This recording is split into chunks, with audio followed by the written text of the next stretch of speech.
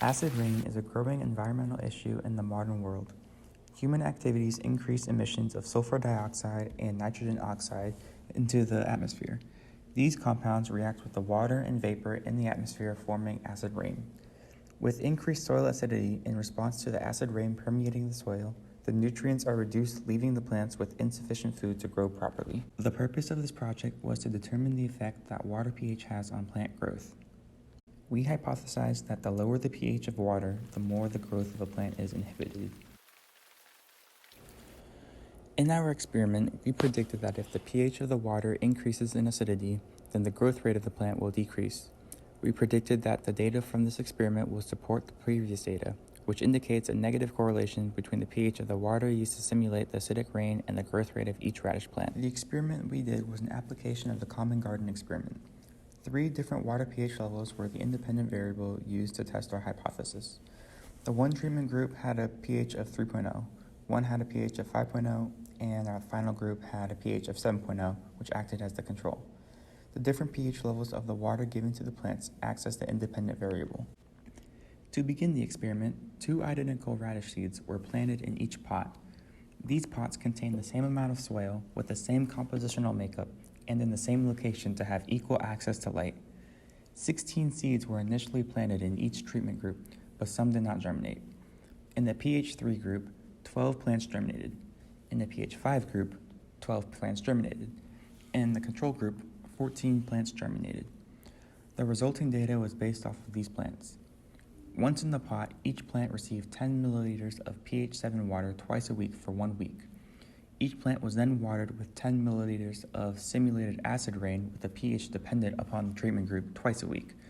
The acid that was used to increase the acidity of the rainwater was common household lemon juice.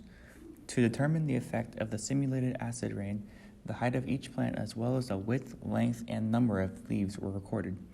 The survival of the radish plants was also evaluated to determine the more serious ramifications of exposure to acidic rain. After the conclusion of the experiment, the dry biomass of the plants was taken to measure the growth of each treatment group.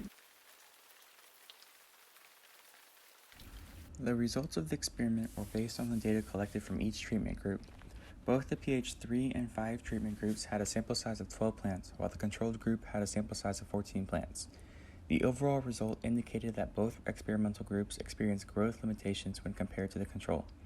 As was predicted, the experiment showed a lesser growth rate of height, number of leaves, length of leaves, and width of leaves when compared to the averages of the control group. Graphs were compiled using the averages of each treatment groups plus or minus 1 standard deviation. The overall biomass of each treatment group was also calculated and graphed. The relationship showed that the control pH had the highest biomass, followed by the pH 5 treatment group and then the pH 3 treatment group. Our results were fairly consistent with what we predicted based on the background literature. However, we did expect to find a greater difference in the growth rates between the pH 3.0 and 5.0 than we actually did. The research suggested that at low pH like 3.0, the plants had a higher rate of mortality, which was a phenomenon we did not experience. This may be due to some sources of error in the experiment.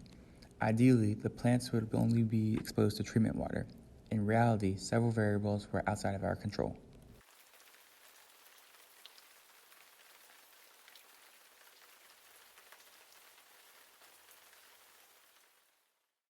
This system was designed to reach most areas of the greenhouse, which included the table housing the radish plants. As a result, the treatment plants were being exposed to both the experimental pH water and small amounts of non-pH controlled water, which also may have altered the results. The significance of this research is to determine how great the effect of acid rain is on plant life. As acid rain is becoming an increasingly pressing phenomenon, plant life is not equipped to handle this change.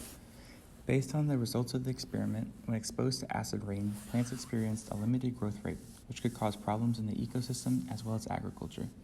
Inhibited plant growth could limit the food sources for primary consumers, which would cause ramifications all the way up the food web.